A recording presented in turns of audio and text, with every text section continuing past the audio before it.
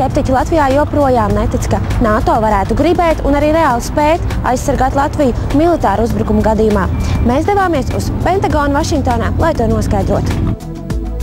Jautājums par Baltijas valstu drošību kļuva īpaši aktuāls pēc Krievijas-Grūzijas kara.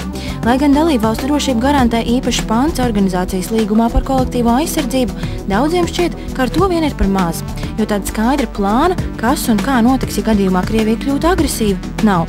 Latvijas vēstnieks ASV gan uzsver, ka uztraukumam nav pamata. NATO spējas aizsargāt Latviju.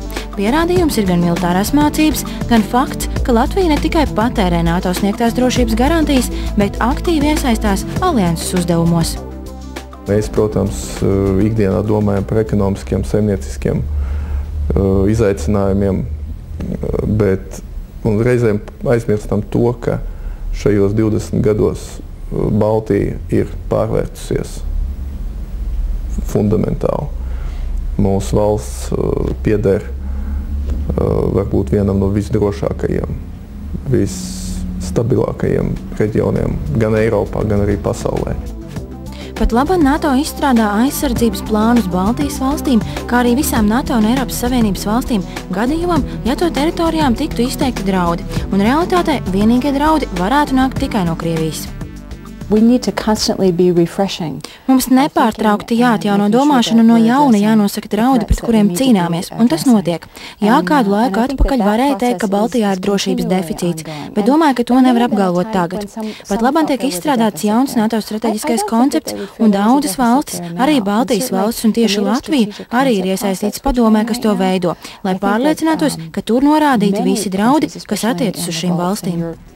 Vienlaikus NATO Krievija jaunajā stratēģijā uzlūko kā partneri, un ASV pat realizē tā saukto attiecību pārstartēšanu ar Krieviju, kuras mērķis ir uzlabot abu valstu savstarpējo saskarsmi.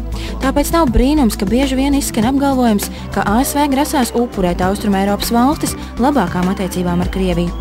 Amerikāņu eksperti gan saka, ieguvēji šajā situācijā būs ne tikai ASV, bet arī sabiedrotie.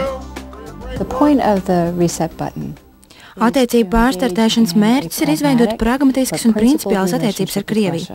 Mēs liecamies domāt, un laiks, protams, rādīs, ka ja mēs samazināsim spriedzi un runāsim ar Krieviju praktiski, saskaņā ar mūsu principiem, tad tas būs noderīgi arī mūsu sabiedrotajiem un draugiem reģionā, ieskaitot Rīgu.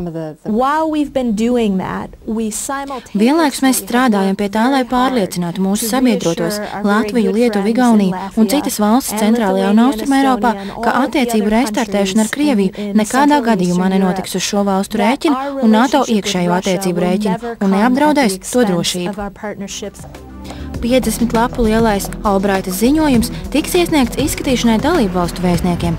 Pārredzam, ka alianses jaunā stratēģiskā koncepcija tiks pieņemta novembrī gaidāmajā NATO valstu samitā Lisabonā.